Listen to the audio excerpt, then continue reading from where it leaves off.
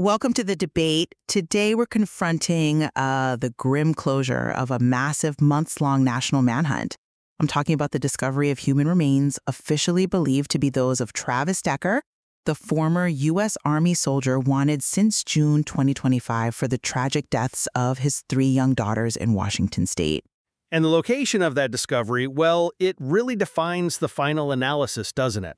The remains were found south of Leavenworth, in a really remote wooded part of Chelan County, approximately 0.74 miles. That's less than a topographical mile from where his abandoned truck and, tragically, the girls' bodies were initially found. So the central, and it's an agonizing question for us, really emerging directly from the investigation's material, is this. Does the sheer length of the manhunt, it required the sustained effort of over 100 officials, the FBI's Crisis Incident Response Group, even specialized military tracking resources.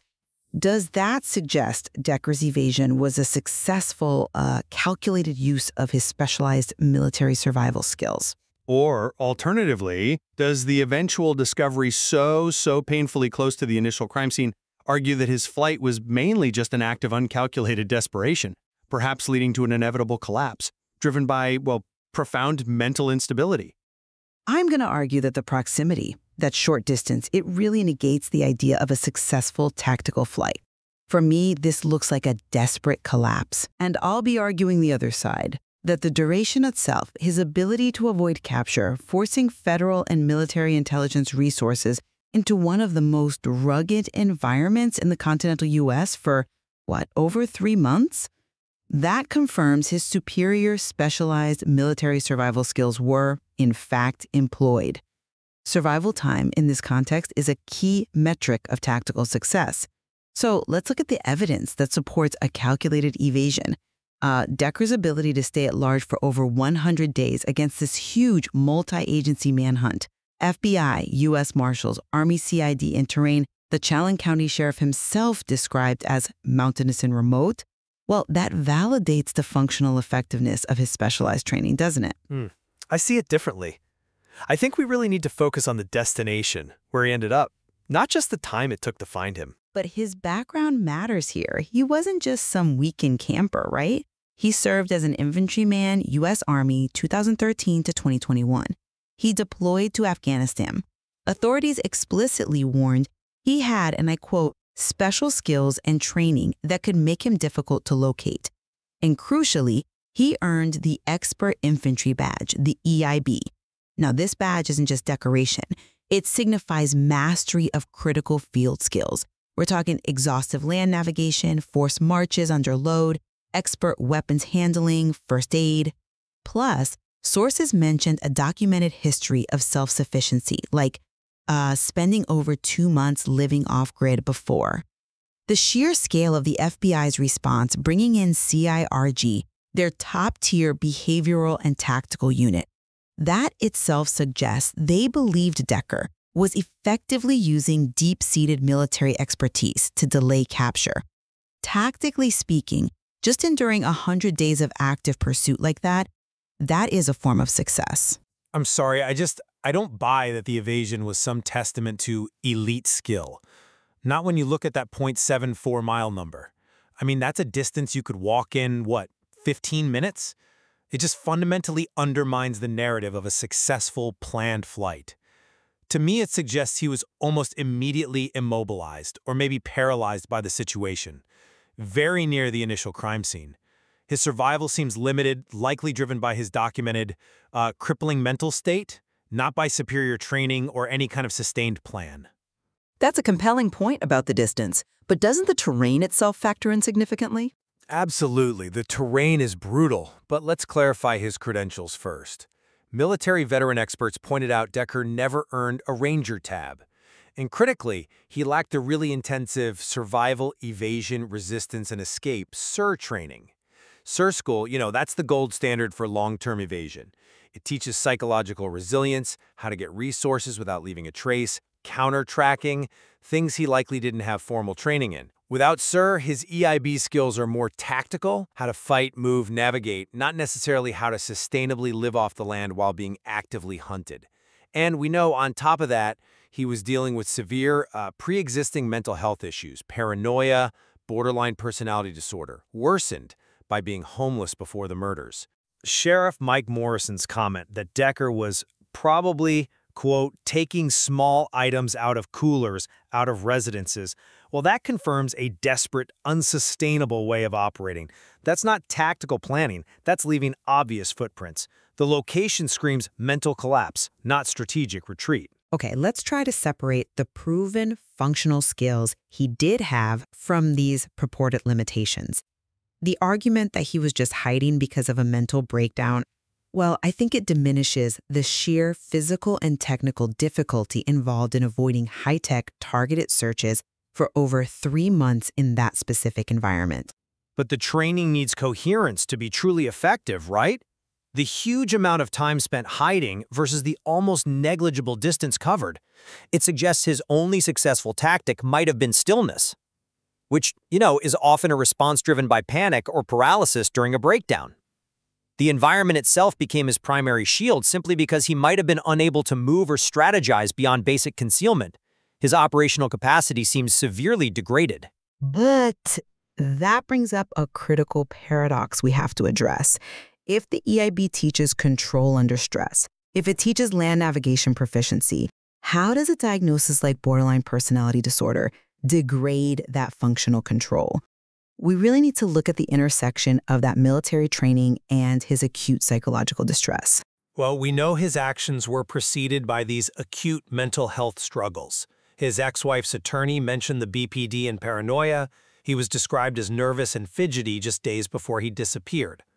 So, does a man already experiencing severe paranoia actually possess the called calculating mindset needed for long-term strategic evasion like you'd read about in survival manuals?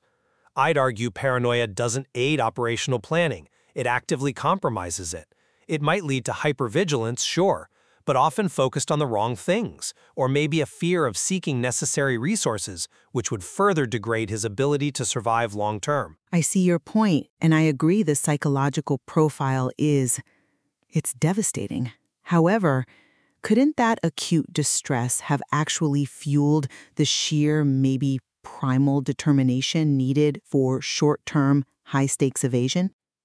Perhaps he wasn't driven by calm, tactical brilliance, but by an overwhelming will to avoid immediate capture, which can be just as powerful a motivator, at least for a time. And his actions weren't entirely uncalculated, were they? His digital searches, ways to move to Canada, they show at least an attempt to establish some kind of forward objective, a future goal beyond just immediate death or capture. And the sheer duration, 100 days.